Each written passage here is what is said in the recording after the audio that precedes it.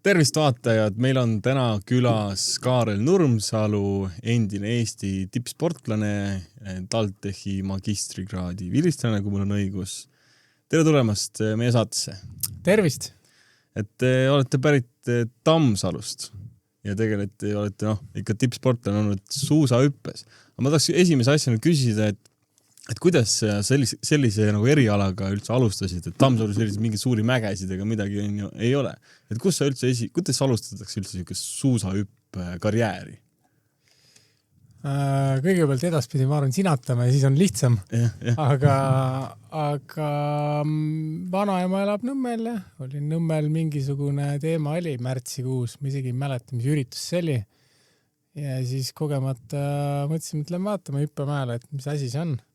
Kuna isa ja onu kunagi olid hüpanud, siis tuli mõte, et äkki prooviks ka kohe ja nii ta läks. Et tegelikult see on nagu, ma ei tea, kõndimisega, jooksmisega, millegi iganes. Et see on nagu inimese selline loomulik areng, et algul sa ei käputa isegi. Sa hakkad käputama, siis hakkad roomama, siis üks hetk võib-olla tõused püsti, siis teed paar sammu, siis hakkad kõndima, siis hakkad jooksma. Mõni inimene ei jookse maratoni mitte kunagi, enamus meist, olgem ausad. Ja siis hüpetasin samamoodi, et väike mägi ja siis tuleb natuke suurem, siis tuleb veel suurem ja siis tuleb päriselt suur mägi ja siis tuleb veel suurem mägi ja siis üks hetk on kõige suuremad mäed. Aga see esimene kord seal, kui kõrge too mägi sealt siis nagu on, et oled ikka kuskil nagu üleval kõrgel ja siis on nagu, et vaatad alla. No ma arvan, et selleks hetkeks, kui keskmine hüppaja, ükskõik vahet ei ole, hüppab oma elu esimest hüpet, siis ta selleks hetkeks on murdmasuuskadega või slaalomisuuskadega juba tunduvalt kõrgemalt alla sõitnud ja hüpanud ka kaugemale. Et see esimene, see 10 meetri mägid on ikka, selle otsa kõrgus on mingisugune 25-30 sentimeetrit, et siin TalTechi tudengid võiksid üheskoos minna jalutuskäigul, jalutada Nõmme hüppemäele, seal on 10 meetri mägi olemas ja saate päris hea pildi ette, kust see asi algab. Aga kui vana sa siis olid, kui sa nagu päriselt esimest korda tegid selle väikse suusahüppe ja siis, kui juba läksid suurtematele mägedele, näiteks Stefandile? No mina olin selles mõttes natukene kehva näide, et ma alustasin väga hilja. Ma olin 12, kui ma tegin minu teada esimese hüppe. See tähendab seda, et ma olin murdmasuusk juba palju sõitnud ja minu esimene hüppe ei olnud mitte 10 meetri mäelt, aga oli 18 meetri mäelt, kus esimesed hüpped on juba 5-6-7 meetrit. Ja kontekstis, kui mu konkurendid siis, ma ei tea, Kail Püha näiteks ja kellega me hiljem koondises olime, nemad alustasid seal, ma ei tea, kes 5-6-7, et sellises vanusest, ma ikkagi olin nagu esimesed 2 aastat ikka nagu totaalne peksupoiss, et kogu aeg olin viimane, aga ala ise on nii palju äge, et see tulemus ei olnudki oluline. Pigem tegelikult oled isegi hea näide, kui alustasid nii hilja ja jõudsid tippsporti. Aga millal sa üldse nagu otsustasid, et sellest võiks teha nagu karjääri? Eks mingil määral, eks ma olin 14-15, ma mäleta, kaua see noortesari kestis. Siis viimane aasta noortesarjas ma võitsin ära. Ma arvan, ma olin äkki 15. Ja siis nagu ühel hetkel tuli vastu võtta otsus, et pigem nagu 2 võistluse peale minna, sest näha oli, et murdmaas, nagu ainult murdmaas, mul seda potentsiaali võib-olla ei ole. Seda võib-olla karm ütlus nagu isa poolt oli ka, et isa siuke suht jäik suunamine seal oli ja tagantjärele tarkusena tal oli õigus.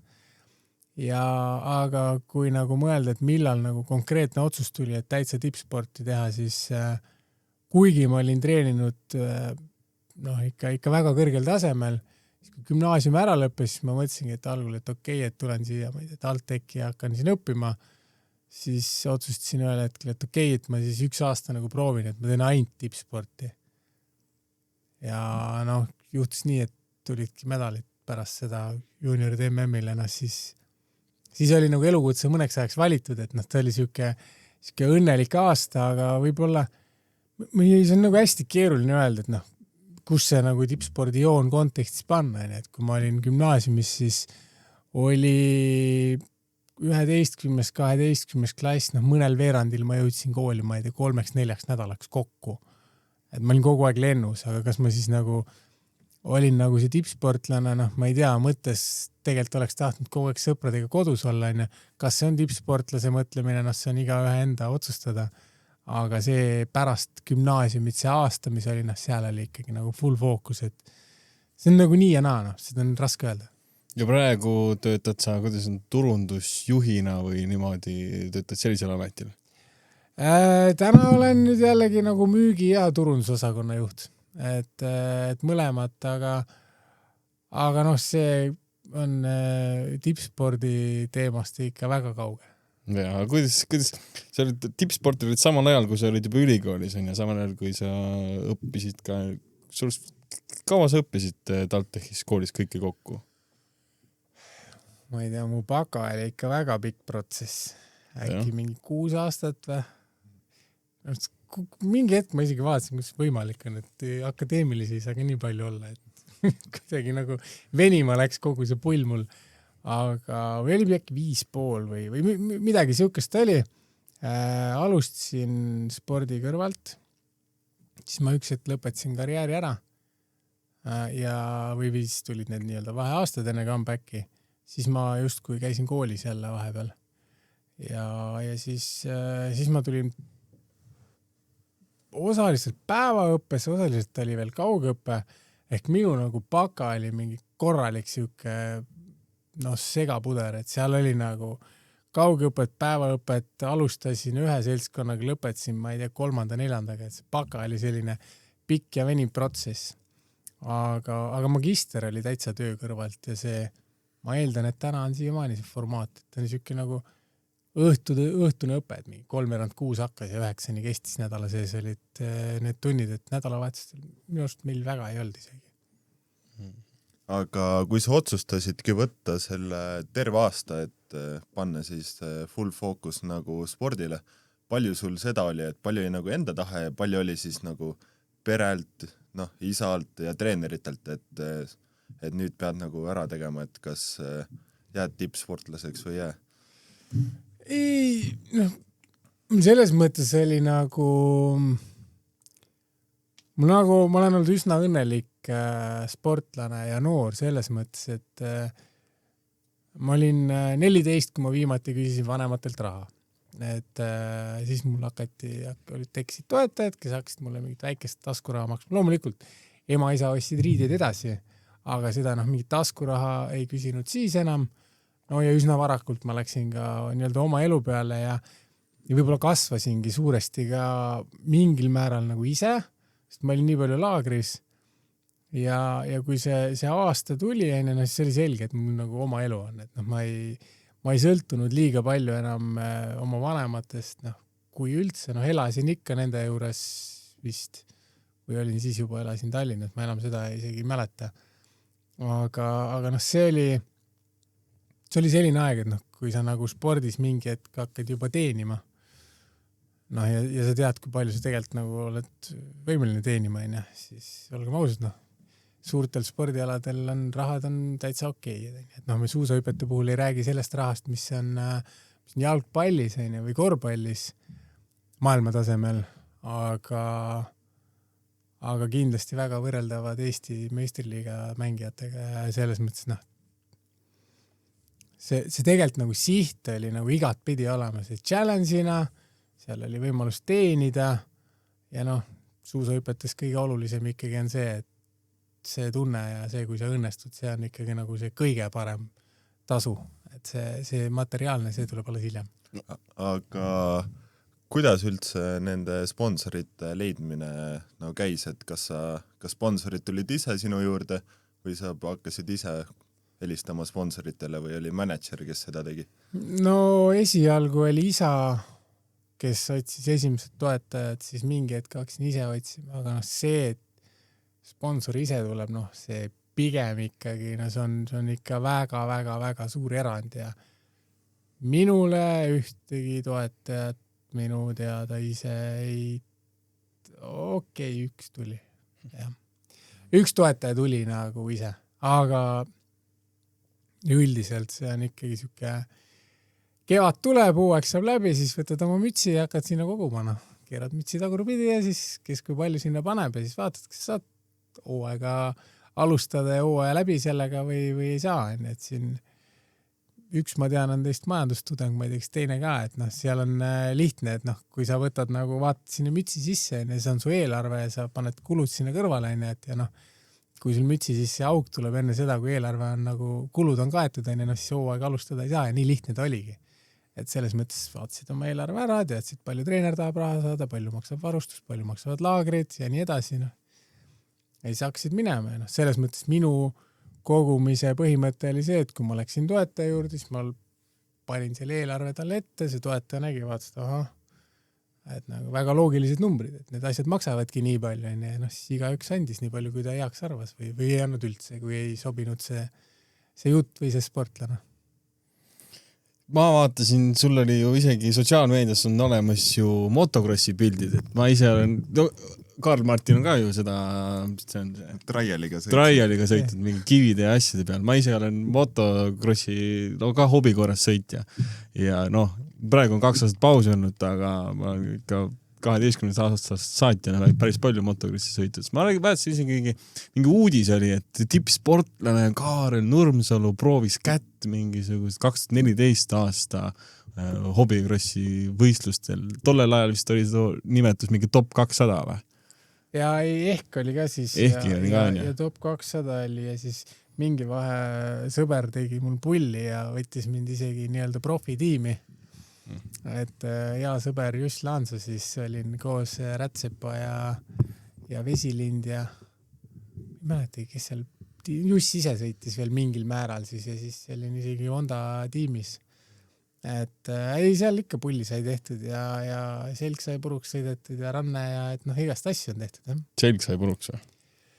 Ükskord oli seal Pikametsa rajal üks hüpe ma ei teadnud, et sinna rulli keerata ei tohi, et see oli pigem üle vaja lasta, aga ma läksin hüppesse sinna ja hüppasin sealt mäe otsast tagant alla niimoodi, et siuke täitsa sileda peale ja siis oli mõra oli sees seljas ja... Mõra oli sees, tehti operatsioon või? Tookord kohe ei tehtud, aga pärast suusahüpetes see asi kandus üle ja siis mingi hetk oli enne olümpiahooaega oli õpp. Ja ta oli kõrvalspordialana sul, et tegid seda, sul oli see põhiasi? Ta oli ikkagi spordi ajal, ma tegin teda ainult mingi 1,5 kuud, 2 kuud maksimaalselt. Ja. Aga ehe näide on see, et kui teised mehed pumpasid jõusaalis kükke teha ja mina üks hooaeg ütlesin, et mina ei vitsi seda jõusaali asja teha, siis läksime hooaja esimesse laagrisse suvel ja siis kõik nii-öelda pidid sinna tulema näitama, et palju see areng oli siis selle mingi X ajaga pärast mingit rasket perioodi.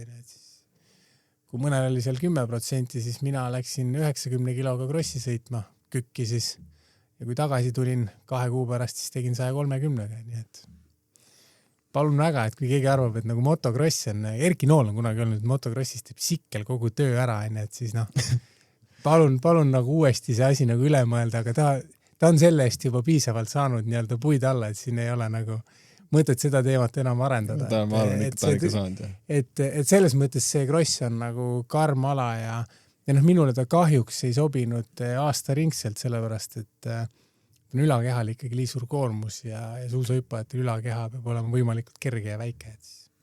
Mul endal on ka selline lugu, kuidas ükskord Sander kutsus mind kaasa, et lähme sõidame Põlvas. Ma ei tea, mis rada seal on. Roosmaa krossirada on see. Et lähme sõidame natuke ja siis ma olin et lähme.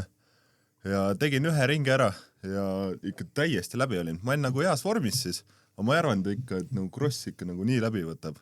Et ma olin ikka täiesti puhkisin ja ähkisin pärast, et ikka selles suhtes respekt, kes suudavad ikka nii pikalt sõita seda rada. No ütleme sa tulid sinna peale, sa oled ikka suur vend ka, sa oled mis ta 100 kilo, 110 kilo palju lihasmassi. Ja siis sa lähed sinna tsikli otsa, sa keerad ruiskat, sa pead kätega kinni hoidma, sa pead jalgadega kinni hoidma. Kui sa oled väike poiss, ja tippsportlased ka motokrossis on ikka sellised väiksed mehed. Nad on kerged, aga sitked, vaata, ja võhma on ka ikka väga palju.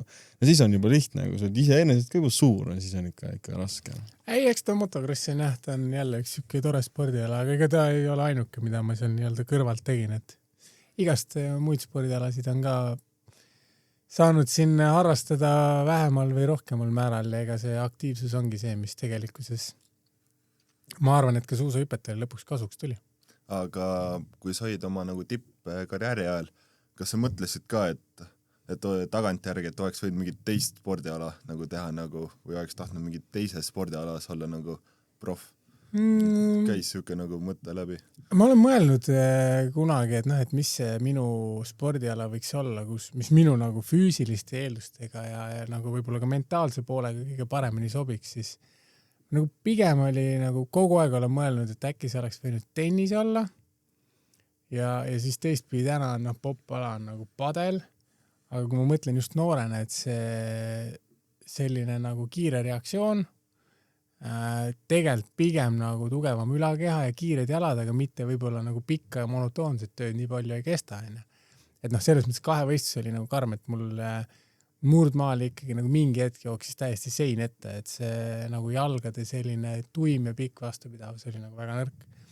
Samas hüppemäel minu plussiks oli see, et ma hüppasin tõenäoliselt sellega, mis on kahe kõrva vahel, sest mul kodumäge ei olnud. Kodus mina ei treeninud, teised sõitsid kuskilt kahevõistluse vahel, sõitsid koju, tegid kodus mingi 1-2 trenni, et midagi nipet-näpet parandada. No minu trenn käis kahe kõrva vahel ja jõusaalis. Et selles mõttes oli võib-olla see mentaalne pool oli nagu tugevam, mis on ka võib-olla nagu oligi minu eelis, aga teistpidi oleks tegelenud mõne muu alaga, ei tea, mis oleks saanud, aga samas ma ei vaheta mitte millegi vastu neid pikki ja ägedaid hüppeid, et see tunne, sellest saab aru ainult siis, kui sa seda proovid, et seda kirjeldades siis on väga huvitavaid väljendid olnud, kui neid natukene nagu netist otsida ja võib-olla kui sinna mõned nagu kuulsamad, näiteks mõned Soome nimed sisse pane, siis saad aru, millega seda hüppe emotsiooni võrreldakse. Mis spordiga sa praegu tegeled viimased aastad, näiteks peale mingi ülikooli õpingute lõppu? Mis su põhispordiala on? Oi, mul ei olegi põhispordiala. Aga regulaarselt ikka trenni? Eelmine nädal mängisin 2 korda padelit, käin jooksmas, korra nädalas üritan oma korpust tugevdada mingisuguste harjutustega. Kuna selg, nagu ma ütlesin, on korra lõigatud, siis seda peab nagu toetama, et saaks normaalselt magada. Ja üldse, et nagu keha oleks ükses toonuses. Jooksen, jalgpalli mängin TalTechi meeskonnas. Võib-olla ei ole liiga palju mänginud see aasta, äkki mingi 2-3 mängu olen teinud. Eks ole näha, palju ma sinna veel jõuan. Kunagi mängisin korvpalli Lääne-Virumaa liigat. Nipet-näpet nagu üht-teist olen teinud, aga ei midagi siukest nagu konkreetset ei ole. Et kuskil mul mingit saavutusvajadust enam ammu ei ole. Et minu sport kui spordi pärast on tehtud, täna ma olen lihtsalt nagu harrastaja ja katsun ennast vormis hoida. Jah, mida ikka, vaata, mida vanemaks saad, seda olulisemaks saab jälle raha, siis on vaja pere juba luua, siis on vaja naine, siis on vaja lapsed kunagi saada, siis selle jaoks on ju eraldi vaja veel hea maja saada, auto vaja paika saada ja siis on vaja juba karjäärile keskenduda. Et kuidas sul läinud on peale seda, kui sa ülikooli lõpetasid? Ambitsioon alati on olnud palju rohkem. Ja oleks tahtnud palju kaugemal olla tänaseks, kui ma olen, aga ega nuriseda ka ei ole mõtet, et selles mõttes okei on, 2 last on, naine on, auto on, maja on ka, et selles mõttes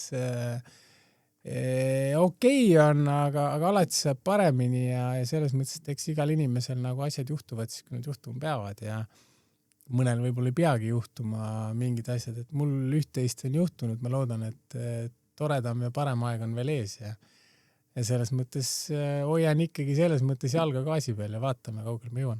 Töökohaga praegu, mis ameti peal sa praegu töötad? Täpsemalt öeldes. Hansa Buss, müügi- ja turundusosakonna juht. Hansa Buss, kuidas Hansa Buss endale turundust teeb? Turundust? Meil on tegelikult niimoodi, et kui sa mõtled, et väga suur osa meie tööst on liiniveod, siis tõenäoliselt, kui sina tahad sõita Tallinnast kuhugi välja, siis sind väga ei huvita, kes selle bussiga sõidab. Kas seal on Go, Hansa või keegi muu.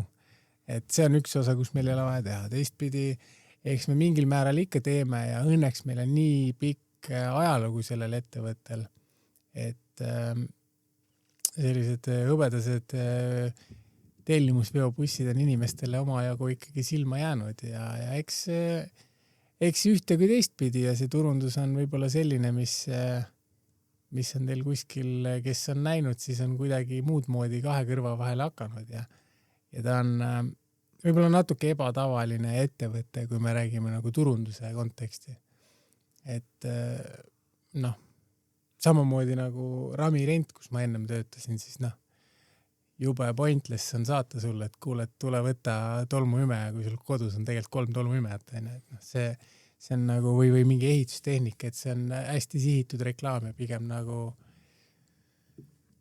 käib natukene teistmoodi. Aga miks üldse nagu turundussuund, et sa oled Rami Rendis olnud, siis olid vahepeal Coopis ja siis nüüd Hansabussis, et need on sellised ettevõtted, kus ei olegi päris siuke standardne turundus, et ei ole mingi ainult nagu sotsiaalmeedia postitused, et seal turundus on nii lai mõiste, et miks just nagu sellistes ettevõtetes siuke turundus on sind köitnud?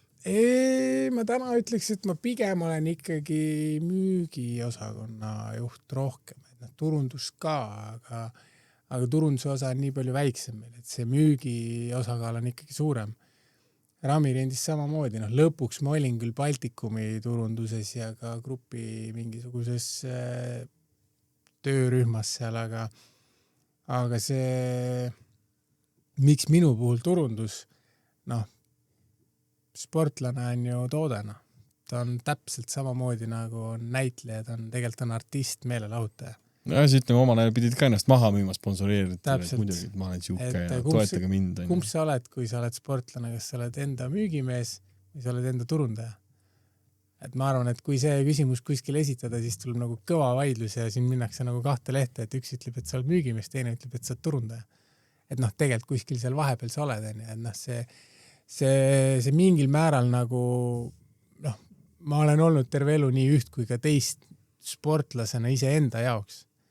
Ja hiljem, kui ma õppima läksin, siis pigem ma läksin seda juhtimise poolt õppima, mis siis oli läbi põimunud siis turundusest ka. Aga seda, kas mina olen oma loomult selline turundaja, kes mõtleb mingisuguseid lööklauseid välja ja mingisuguste sotsiaalmeedia postitust teeb, siis vaadake mu sotsiaalmeediat, saate aru, et seal on aktiivsus ikka nagu mannetult madal. Et ükskord lugesin, et mingi vahepeal 2 aastat ei pannud ühtegi postitust ja siis aastas ikka 1-2 on viimasel ajal tulnud, aga see on ka kõik. Ja kuidas sa liikusid sellest Coopis olid tööl, müügijuhina? Coopis olid kellena? Tootejuhina, Coopis, kes on nagu poe jaekett, kuidas sa jõudsid? Coop pangas. Konkreetselt pangas on ja.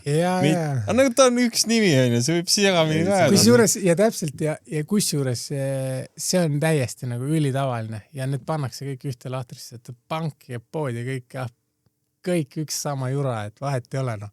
Keegi ei tee vahet, et tegelikkuses ikkagi see Coop pank on nagu täiesti eraldiseisev üksus. Ta ei ole seotud kuidagi. Coop panka omab äkki mingi 40% ulatuses Coop keskühistu. Tähendab seda, et nad isegi ei ole enamus omanik. Ehk et ta on börsiettevõte. Kellel teist on aktsiaportfell, mine osta 1 aktsia, sa oled ka Coop panga omanik. No täpselt. Väike osa on, aga oled samamoodi omanik, siis sul on väiksem osa. Aga kuna strateegiline partner on Coop tarbijate ühistu ehk poekett, siis ta on nii-öelda Coop pank ja seal on mingi koostöö, aga ikkagi täiesti nagu eraldiseisev juhtimine ja kõik, et selles osas ta on ikka teine asi, et ta ei ole see toidupoekett, mis ei ole ei hea ega halb, et oleks võinud ka Coop keskühistus töötada, ma ei tea. Aga miks sa üldse läksid siis nagu panka tööle, et mis see lugu on ja kuidas sulle nagu pangas meeldis? See on selline huvitav lugu, et mul Rami Rendis peaaegu 8 aastat olnud. Ja ma tundsin, et üliäge ettevõte, nagu tõesti mega äge ettevõte. Ja just see töökultuur ja kõik, et nagu fantast koht, kus töötada. Ja kuna ta oli mul enne veel toetajaga olnud, siis see nagu ajalugu mul selle Rami Rendiga on hästi pikk ja siuke hästi soe suhe. Aga mingi hetk ma tundsin, et ma ei saa siia jääda, et ma pean midagi muud ka tegema. Ma õppisin seal, olin just magistri vist lõpetanud värskelt ja siis mingi hetk tundsin, et ma pean midagi muud tegema. Ja siis kuidagi see panga teema nagu tuli aktuaalseks, mingi kuskil ma kandideerisin sinna, meil oli juhiga kokku lepitud, et ma vaatan ringi nii kaua mässan nagu edasi. Ja siis kuidagi nagu treffas. Võeti tööle ja siis kui ma sinna panka läksin, siis ma sain aru, et panku süsteem minu jaoks, no see on ikka täis kohutav, no. Et see nagu kuidagi ei sobi kokku minu loomusega, et ta on, kindlasti see on mingisugused inimesed, kellel see on unelmatu töö, aga see ei ole mina. Et noh, ta on jäik, aeglane, bürokraatlik on ja palju Igav. paberimajandust. Et noh, minu jaoks see töö ei sobinud. Aga veel kord, see ei sobinud minu jaoks, minu persoonile, kes on hoopis teistmoodi teeb asju. Ja siis seal ka väga nagu sõbralikult tulin ära, et ma olin seal ainult 1,5 aastat. See oli nii selge, et see ei sobi mulle, et lihtsalt see süsteem ei sobi, aga ma tahtsin minna panka, et aru saada, kuidas see nagu süsteem seal töötab. Aga pinnapealselt lühidalt, milline see tavaline tööpäev oli siis seal pangas? Et noh, see on konfidentsiaalne info. See on täpselt konfidentsiaalne, ma ei tea, ei tohi vist rääkida. Siin võib pauksisse sattuda. Laua taha ja saaks tööd tegema. Tegin oma asja. Siis tegin 8-5 oma asja ja siis tulin ära. Ja iga päev. Järgmine päev läksin samamoodi niimoodi ja siis mul oli ette antud mingisugused asjad, mis on ära teha ja siis mul õnnestus, need asjad õnnestusid nagu okeilt. No. Ma sain tehtud asju rohkem, kui tegelikult ilmselt arvati. Aga võib-olla ka natuke omamoodi tegin neid asju, et pangas võib-olla päris nii ei tehta, nagu mina tegin. Ja siis, aga jah, lõppkokkuvõttes, noh, ta on ikkagi, seal on igal asjal on mingisugune juhend, kuidas midagi tegema peab ja siis, kui sa mingi uue asja välja mõtled, kui mul tootejuht, mingi uus toode tekkis, siis sa pead mingi hunniku mingisuguseid reegleid ja kasutusjuhendeid ja mingeid asju kirjutama valmis. Noh, põhimõtteliselt iga inimene saaks aru, mis seal nagu teha või on, aga nagu minu jaoks maha istuda mingi asi, mis on nagu, ma tean, mis seal tuleb ja seda asja nagu kokku kirjutada, noh, see on nagu, see ei ole mina. No. Unustage ära, ma ei tee sellist asja nagu. Just mingi intervjuus oli ka, et Rain Lõhmus ja Madis Toomsalu tõid mõlemad välja, et viimaste aastatega on kueski see pankadesse bürokraatia ja nii läinud nagu nii kõrgeks, et tõesti pole enam nagu, noh, päris see pangandus, mis oli nagu aastad tagasi. Aga üleüldse, palju sul näiteks üldse koolist õpitud, magister, baka, palju see nagu aitas sind nagu karjääril kaasa? Palju nagu sa päriselt midagi koolis õppisid, mida sa ära kasutasid või pigem kõik tuli ikka töö juurest? Soome mingi sketšis oli sellele hea vastus. Väga hea küsimus, aga küsi midagi muud. No näiteks ravineid sa olid kõige kauem. See on, noh, eks, no kui väga aus olla, siis kool õpetab mõtlema. Et see, et sa siin, noh, see on minu versioon asjast, mis ei pretendeeri absoluutsele tõele. Aga see, et siin 5 aastat järjest õppida, noh, sa tegelikult siis treenid oma aju sellega. Et see, et me nüüd võtame siit koolis mingisugused kindlad faktid ja nendega lähme maailma vallutama. Minu õpitu põhjal ma seda ei ütleks. Kindlasti on asju, mis tulevad tuttavad ette, mida sa saad kasutada. Neid on, aga nüüd, et näed, võt see aine ja plaks sellega nüüd lähen ja valutan maailma. No, pigem mitte, aga erialad on erinevad. Inseneeriast tõenäoliselt see on väga teema, ehituses on väga teema, juuras on väga teema. Arstinduses. Absoluutselt. Aga kas sa oleks mingisuguse teise eriala valinud, kui sa saaks tagasi minna? Ma ei tea, no jällegi nagu ma olen siuke kahe vahele, nii et ühest küljest mulle nagu võib-olla see juura meeldiks, aga ma ei vitsi liiga kaua järjest mingeid asju lugeda. Et see point võiks nagu no ma arvan, kui sulle pangas ei meeldi, selleks oleksid juurat õppinud. Seal on ju puhas seadus, nii on, kuidas on. Kõik õpid pähe, seal ei ole midagi muuta. On nii või? Miks kohtuvaidlused nii pikad on? Tead, ma ei oskagi tegelikult see on, tundub nagu mõttetult pikad olevad, ikka aasta. No aga sellepärast ei olegi, seadus ei ole ka päris üheselt tõlgendatav. See point ongi ja see on see vaidluse koht. Aga see selleks midagi nagu muud, pigem nagu ei tea, et ma ei tea, ma ei oska öelda. Võib-olla mingi osa oleks võinud kuskil välismaal teha, lihtsalt nagu enda silmaringi laiendamiseks. Aga et midagi muud õppida, ma ei ole niipidi mõelnud ja ega ma väga ei ole nagu põde või siuke menetleja ka, et noh, sai see tehtud, sellega lähme, mis on ja ei ole mõtet siin põdeda. ja õige, muidugi. Kuidas, kaua sa oled seal Hansa bussis sa oled töötanud? Olete omad nüüd on aasta ja mingid kuud, 3. no varsti on see 1,5 aastat täis nagu pangas ja siis hakkab jälle üks luiseks minema.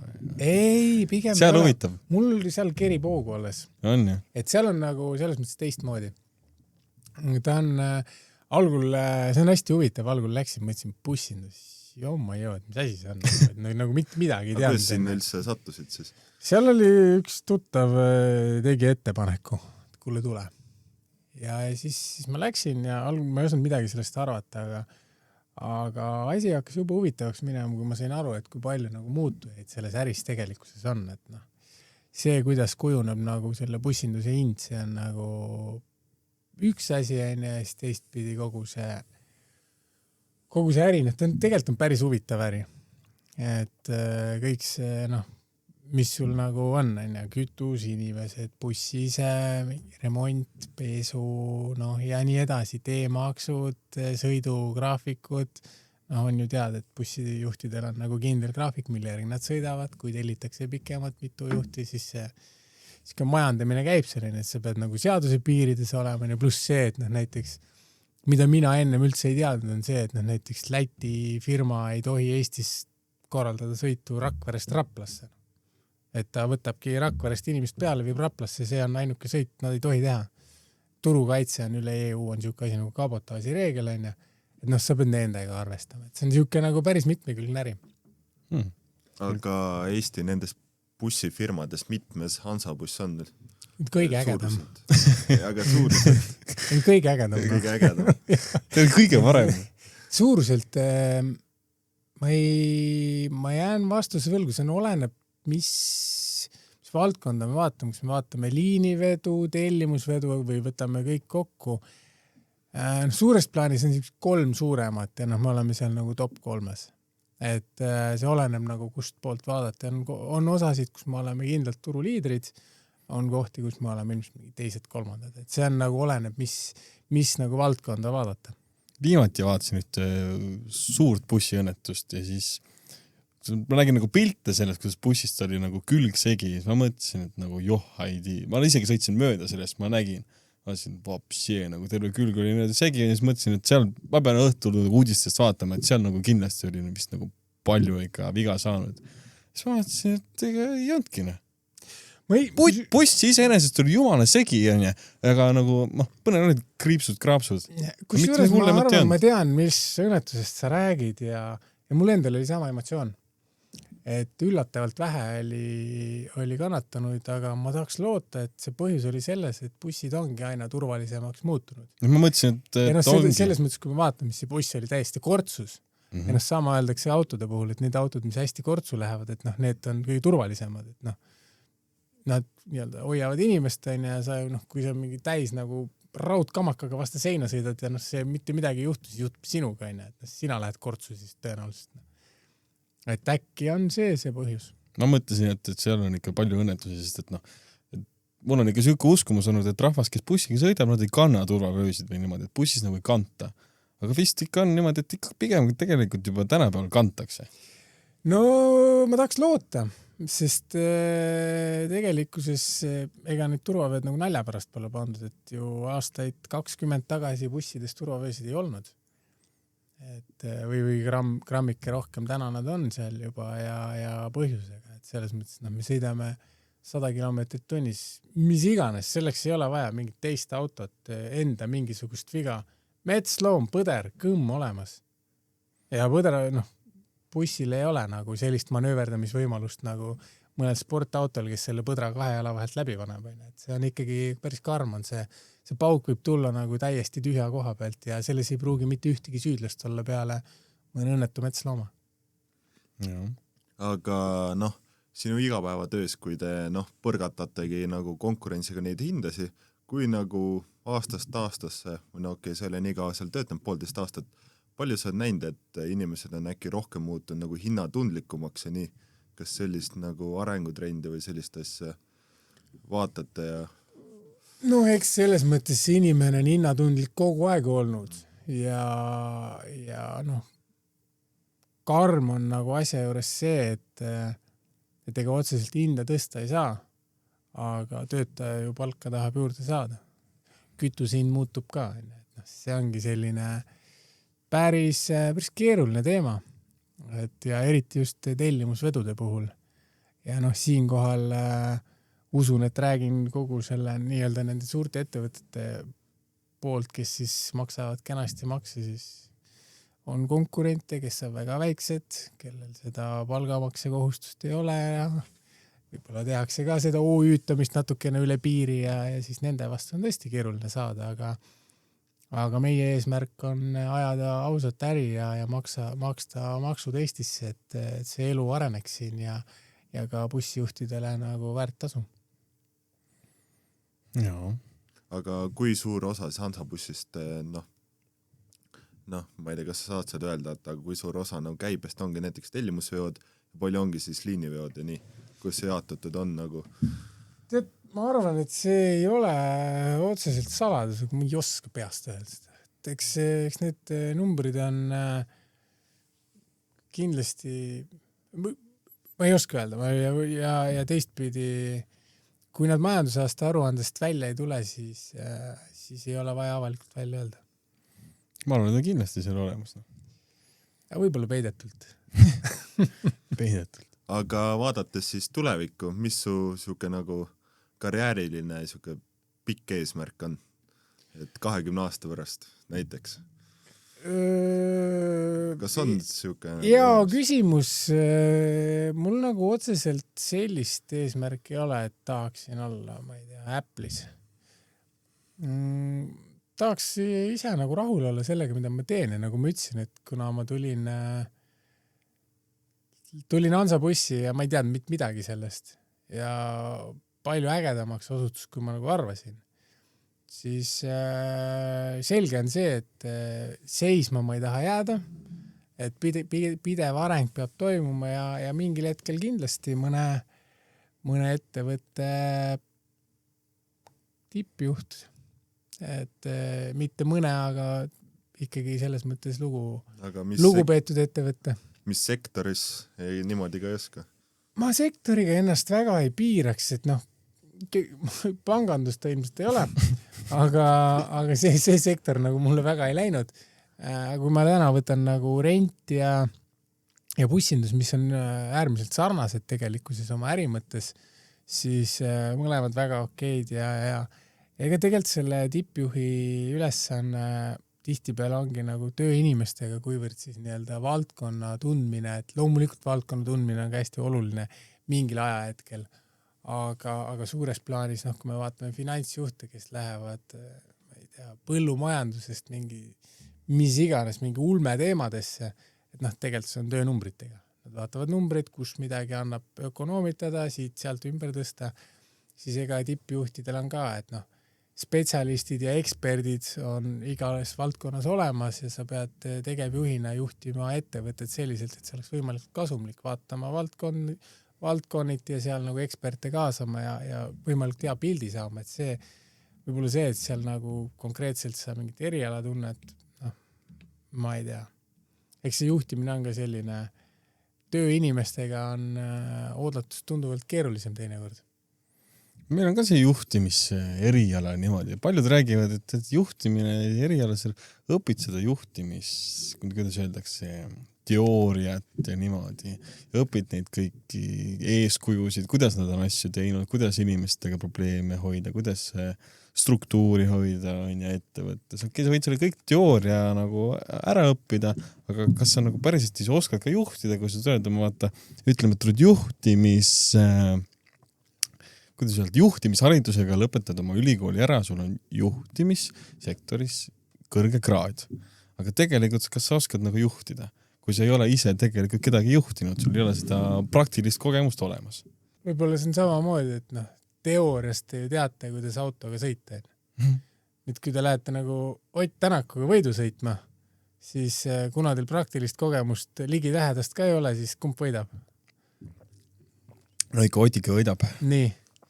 Võtame mõne muu eriala ja saad oma küsimusele vastuse, et tegelikkuses praktika on see, mis selgitab, et mõnel tuleb see lihtsamini, mõnel raskemalt, et kui ikkagi ühel hetkel oled nagu esimest korda silmitsi challenge'iga tööalaselt ja juhtimisalaselt, kus sul on võib-olla mingisugune tüli töötajate vahel, mingisugune raske otsus vaja vastu võtta, mis ei ole võib-olla kõige meeldivam kõikidele töötajatele, et mingil hetkel sa pead endale aru andma, et tegemist on äriga, loomulikult tanki ei tohi olla ja inimeste huve tuleb ka arvestada, aga teatud hetkedel võib-olla mõnedel inimestel on keeruline mõista seda, et äri ja sotsiaalne tegevus on kaks vastanduvat tegevust mingitel ajahetkedel üksteisest.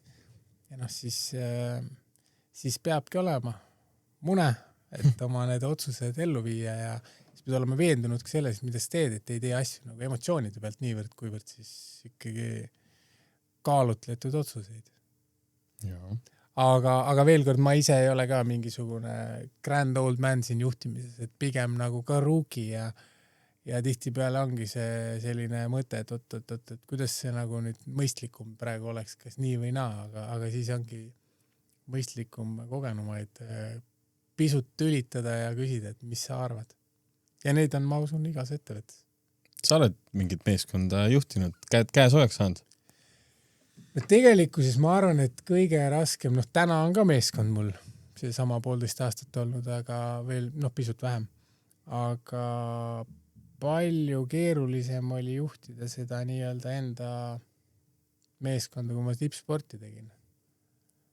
Et need egod, mis on spordis, on ikkagi palju krõbedamad kui need, mis on siin eraelus selles mõttes nii-öelda meeskondades. Et spordis on spordi juhtimine selles mõttes, ühest küljest sa vastutad ise tulemuste eest, sina oled see, kes sporti teeb. Sa kogud ise eelarve, su pea on pakul kõikide sponsorite kontekstis. Sa maksad treenerile palga, sa pead kõik asjad nagu nii-öelda selle asja eest nagu hoolt kandma, pluss siis logistikad asjad ja siis värbama ka tegelikkuses omale tiimi, kellega sa siis seda kõike saavutad. Mul endal manager ei olnud, loomulikult mul oli abiks isa ja mingil hetkel tuli vend, aga suures plaanis sa juhid ju ühte suurt meeskonda, kellega on vaja saavutada siis tulemused ja seal ei ole nii, et see käive, et tegelikult sellest suht okei oli või siis kasum, et ei tea, protsentuaalselt võiks rohkem olla, aga tegelikult on okei, midagi kätte ka, kõigil palgad said makstud. Spordis nii ei ole. Medal on eesmärk, oled 4, siis on nagu mõttetu, midagi kätte ei jäänud midagi. Lähed 2 kätt taskus koju kõik, vastad taevast kõik su lubadused ja mitte midagi. Mõnele võib-olla pakkusid emotsiooni, aga mitte ise endale. Ja tegelikult sport on selles mõttes on nagu jube lihtne, et kõik on tulemus, võistlus on läbi, võtad protokolli ja seal on kõik kirjas mustvalgelt. Ja need ei ole nagu ümber lükatavad. Et äris on selles mõttes, loomulikult äris on muutujaid rohkem ja selles mõttes on tunduvalt keerulisem ja sul on taga on teinekord võib-olla rohkem peresid, kuigi kui ma mõtlen nagu enda spordiaega, siis seal oli ka üsna palju inimesi nagu kaasatud. Et sealt tuli see esimene võib-olla juhtimiskogemus ja selles mõttes päris karm, et seal ikkagi mul oli seal esimene tummine ebaõnnestumine, mis küll võib olla, ei olnud niivõrd minu süü, kui mul see tervis otsa sai. Treener, kes oli väga magusast lepingust ära öelnud, siis ma läksin ütlesin talle, kuule, sorry, et aga ma ka ei saa jätkata. Teise inimese elu oli tema kogu, tema karjäär treenerina ja tuli piduri peale. Mis aastal see oli? 2014, ei, sorry, see oli 2017. Ja mis sul tervisega siis oli? Jumal, mul olid kõik asjad, mul oli süda ja kesknärvisüsteem ja anoreksia. Miks? Millest? Nälgimisest. Päriselt? Jah. See on ala, kus pidi palju nälgima. Ja siis pead, kui olete näljasena mõelnud, kas te olete meeldiv või kuri inimene. Aga suusahüppes, mis seal need kaalukategooriad on siis? Ei olegi, mida kergem seda parem. Seal on lihtsalt tuimalt. 1 kilo on 2,5 meetrit. Nälgime, see on küll üllatus mulle. Sa pead ikka, ma saan aru, et kerge poiss, et lendad kaugemale ja kõrge, pikemalt on ja... Palju sa siis kaalusid? 66,6. ja kui pikk sa oled? 1,83-4 oleneb, kuidas mõõta. Kui pikk sa oled? Mina olen siuke 178. Palju sa kaalud? Siuke 80 kilo. Aga palju siis kalorit sõid päevas? Hooajal 1200 umbes. See on ikka... See on ikka vähe. Mis see nagu tipphooajal, mis sul see nagu päevane rutiin oligi, et kus sa need toidukorrad panid ja mis sa sõid nendel toidukordadel? Hommik, lõuna, õhtu nagu ikka. Vahepeal midagi veel, aga ei, ta oli... Hommik oli kõige tummisem, siis oli pigem süsivesikut ja siis liikus aina proteiinide poole nagu õhtu poole. Ja nälgimine siis rikkus nagu tervist ja tervise teha. Ja ei, see oli ikkagi, seal võtke mõni artikkel lahti, et neid on ilmunud küll, et seda ümber jutustada, see on nii pikk jutt, aga ja seal ikkagi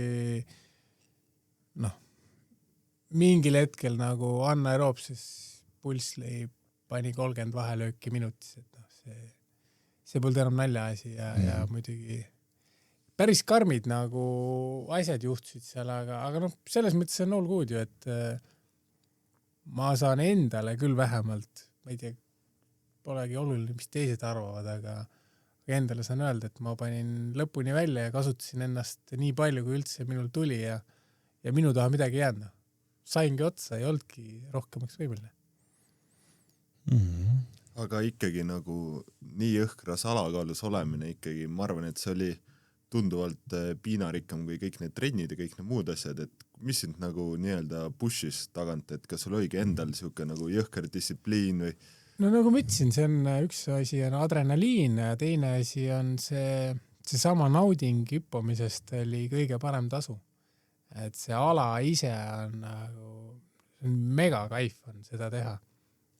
Ja eriti kui seal võistlustel tuleb juurde õnnestumine, adrenaliin, rekord on 60 000 pealtvaatajat võistlusel, et kus kohas? A. Le Coq Arena mahutab 12 500, et siuke 5 A. Le Coq Arenat oli Poolas, Zakopanas. Et see on midagi, mida nagu raske on nii-öelda ette kujutada, kui ei ole seda läbi kogenud. Ja selline, ta Kesk-Euroopas on tõesti väga populaarne spordiala. Aga see on siuke raske tunne, aga millest nagu lahti lasta vist, et enam ei saagi nagu... Ai, mis saab ikka alla võtta või siis lihtsalt kõrgemalt hüpata, aga eks igal asjal on algus ja lõpp ja ma arvan, et ma nagu liiga palju ei ole leinanud seda, et ma sporti teha ei saa. Kindlasti mul on tulnud neid mingeid kukkumisi. Aga mingid muud asjad on võib-olla, mis on nagu millest on kahju, aga lõppkokkuvõttes ma olen kogu aeg teadnud, et ma ei ole see nagu elupõline spordimees, et nüüd nagu ainult sport ja 10 magama, 8 üles ja rassin minna, et suusahüpped oligi rohkem siuke elustiil, et selles mõttes alavalik, ma arvan, oli õige ja selles kontekstis, et ma sain nagu elada siukest nagu lahedat elu suusahüpete ajal, aga see, et ta nagu varakult otsa sai, eks mingi hetk oli võib-olla nagu mitte hirm, aga mõtlesid ka, et juba lähedalt läks, et see tervise teema, et oleks võinud palju hullemini minna, et põdeda ei ole midagi, aga täna ma arvan, et suures plaanis suht korras. Aga mis see eelarve suurus oli siis hooajal? Umbes ligi kaudu? 2017 aasta, kui mina lõpetasin, siis kui ma ei eksi, siis mu eelarve nii-öelda kulude pool oli 180 000 ja see hetk, kui mul tervisehädad tulid, siis mul oli 200 koos, ehk mul oli üle eelarve, tegelikult oli raha. Ja siis sain minna rahulikult sponsorite juurde öelda, et kuuled, et pole vaja kanda, et seda hooaega ei algagi tegelikult, et ongi, saigi tervis otsa. Sellega, jah. Aga jah, spordiga käsikäes käib ka nagu dopingu asi, et nii. Palju sinu karjääri jooksul nagu suusahüppamine, palju seal nagu sellist nagu päris dopingut tehti, kas siis nagu ka nii-öelda legaalset dopingut, kui palju, ma ei ole ise kellelgi kõrval olnud, kui keegi on dopingut pannud ja minu teada suusahüpetes on läbi ajaloo vahel jäänud üks sportlane ja tõi vahele diureetikumiga, mis siis viib kehast vedelikke välja ja põhjuseks on siis, et kehakaal alla saada. Suures plaanis nagu minu jaoks tundub see täiesti mõttetu, sest suusahüpped on 90% kahe kõrva vahel. no see on nagu nii mentaalne spordiala. Ja ühtepidi sa võtad teoreetikumi, mis viib kaalu alla ja jõu minema. Võtad midagi, mis annab jõudu juurde ja tõstab kaalu. Et noh, see on mingi siuke nagu pointless teema. Suusahüpet, see dopingu jutt, see on nagu siuke veitsen huumor. Et noh, seda ei ole. No. Et seal, see ei ole see spordiala, aga meie alas on kombede manipulatsioon, mis annab kindlasti kõvema efekti kui murdmaasuusatamises doping. Mis see tähendab? Et seal ikkagi kombed saab muuta nii palju reeglite vastaseks ja kui vahel ei jää, siis... Millised on kombe reeglid? Sa vist andsid just ka mingi selle intervjuu asja mingi norrakate kohta, kus nad seda kompekat sealt mingi kusagilt timmisid. Ma ei ole näinud. Ja ei, seal on see on selles mõttes see kombe teema on nagu suusahüpetes kogu aeg käinud.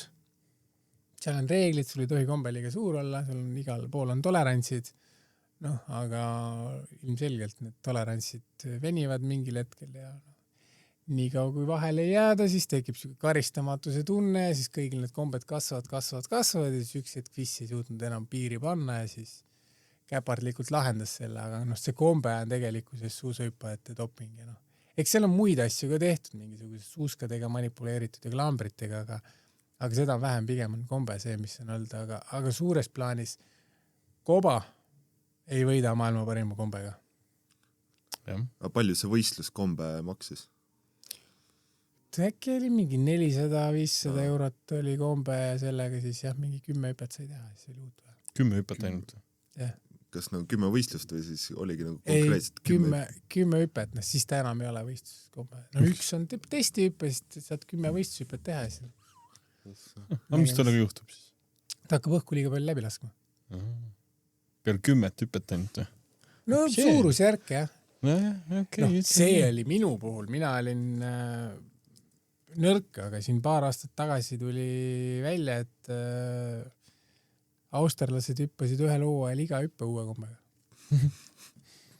Et seal oli nagu välja lõigatud neil nagu ja välja arvutatud, et iga esimene hüppe ikkagi on parim see. Ja too aeg, kui mina hüpsin, siis ma ei usu, et see nii tihedalt vahetati, aga kindlasti tihedamalt, kui mina vahetasin. Aga ma ei tundnud, et see oleks nagu minu jaoks pidur olnud. Pigem oli ikkagi nagu kombe ise ei olnud võib-olla nii palju välja testitud ja ei olnud nii heade lõigetega, nagu oleks võinud. Kujutan ette, sa oled seal võistlusel ja siis sa oled seal kõrgel üleval, rahvas on kõik all, vaatab ja siis sinu kord on nüüd minna, sa oled seal selle valmis on ja. Mis su peas nagu läbi käib? Ma arvan, et süda põksub nii, et vähe ei ole. Mida sa mõtled tol hetkel, kui sa hakkad minema? Mida suusahüppaja mõtled? Ma mõtlen lihtsalt sellele, mis tehnilised nüansid on vaja parandada. Et see, et sa vaatad mingit publikut ja asju, kuule, nägemist, siis ära mine sinna torni, et seal seda saad kaifida siis, kui hüppe on tehtud ja hästi on läinud. Et pigem ikkagi sa mõtled sellele, mis on see nüanss, mis on vaja muuta, sest suusahüpped on suuresti nagu automaatika ja siis sa iga hüppega piltlikult öeldes üritad seda automaatikat ümber õpetada nagu paremaks. Ja kõige tähtsam, et kõige parem hüpe kõige kaugemale saada on ikkagi see viimane tõuge sealt ülesse. Ja see tõuge, see kestab 0,3 sekundit umbes. Et seda kõige tähtsam on, ega seda ei saa päris nii öelda, et tõuge on üks tähtsamaid komponente, aga ilma hea hoovõtuta ei teki head tõuget. Et see on kõige alus ja hoovõtt algab sellest, kui sa poomist lahti lased ja poomist lahti laskmine on ka väga oluline oskus seda õigesti teha, igal ajal samamoodi. Võtad asendi sisse, siis on tõuge, siis on kuidas lendu minna, sa pead kontrollima suusakraade ja kõiki kogu aeg, et see tegelikult see on väga tehniline ja kompleksne spordiala. Väga huvitav, ma tahaks küll kunagi ära proovida selleks asju. Ja ma ütlesin, siit läbi metsa lähete, siis... Kus ma mis 20 meetrit ütlesin või? 18 meetrit, 10 meetrit? Ei, kuni 50-ni on see mägi. 50-ni? Jaa, aga see ei ole, see on, see ots on umbes nii kõrgena. Jaa. Okay. Seal on nagu ainuke asi, mis on võib-olla ootamatu algul on see, et seal ei ole pidureid. Sa ei saa nagu sahatada enne seda, kui sa oled ära maandud. Et see on see, mis võib-olla tundub harjumatu. aga paar aastat hoidsid ka Eesti rekordit, mis oli 213 meetrit suusahüppes. Nagu too päev, kui sa hüppasid selle, kas teadsid, et sa lähed nagu seda Eesti rekordit tegema või noh, nii-öelda nii kaugele hüppama või? Tegelikult see oli niimoodi, et see Eesti rekord oleks selle päeva lõpuks olema pidanud või selle nädala vahetuse lõpuks pidanud olema suurusjärgus 230. Aga ma hüppasin selle rekordi märja kombega trennis. Siis kui võisthüppe oli, siis oli ebaõnn ja sain väga kehvad tingimused, tuuletingimused ja siis kvalifikatsioonist edasi, kuigi ma tegin elu ühe parima hüppe. Ja kuna tugevatel on õnne, järelikult polnud piisavalt tugev, et treener oli ikkagi väga endast väljas ja osaliselt hotelli inventari ka seal nagu lõhuti, aga ei, see oli ilmselgelt teada, et sealt tuleb, et uus rekord tuleb. Küsimus oli, kui palju see tuleb, aga mannetult lühikeseks tegelikult see jäi. Aga palju oli sul selliseid hüppeid, et kui sa oled suusahüppaja, siis sa, ma ei tea, kuulad enda seda treeneri nagu märguannet, et kas tuul on okei, ei ole okei. Ja palju oli siukseid olukordi, kus oligi nagu kahe vahel, siis anti nagu käsklus, et mine, ja siis nagu enda oli siuke hirm, et hüpata nüüd sellise tuulega. Seda hüppajatel üldiselt nagu niimoodi väga sisse parem on, kui ei tule. Ja seda ei tule ka, aga seal on väga lihtne on see, et selleks need treenerid teenivadki väga head raha, et sportlased usaldavad neid tipptreenereid. Ja minu treener on ka vastupidi öelnud, et korraldajad ütlevad, et võib tulla, treener ütleb, et see sportlane ei lähe ja nii-öelda võtab ise nagu disklahvi vastu. Ja ühe korra tegi seda, ma hakkasin ära minema, siis öeldi, et sorry, force majeure, et tegelikult treeneril oli õigus. Ja kui treener ühe korra siukse triki teeb, et ta läheb kohtunikega vastuollu, põhimõtteliselt, sa saad aru, et sel vennal on munad teha täpselt nii, nagu ta arvab, et õige on. Ja sa usaldad oma tervist tema kätes. Ja seda nagu üldiselt ei ole, aga tuleb tõdeda, et siis kui laps ära sündis ja ma comebacki tegin, et siis esimesed hüpped lennumäelt oli ikkagi nagu mõtteainet tornis päris palju, aga siis poomilt ära lased, siis oled nagu emas üles, siis on panna vaja, et siis pole midagi. Väga huvitavad ära olnud selles suhtes, et suusahüpped, Hansa buss ja Kuupank ja mulle väga meeldinud see, et tahame tänased sind, et sa tulid ja minul on küll huvitav olnud.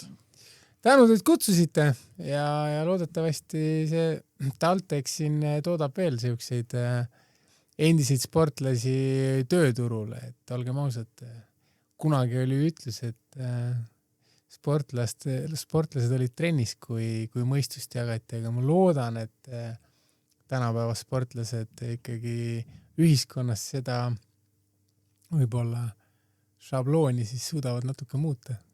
Ja, ma arvan, et sealt tuleb see respekt tuleb ikka kaasa. Kõva sport.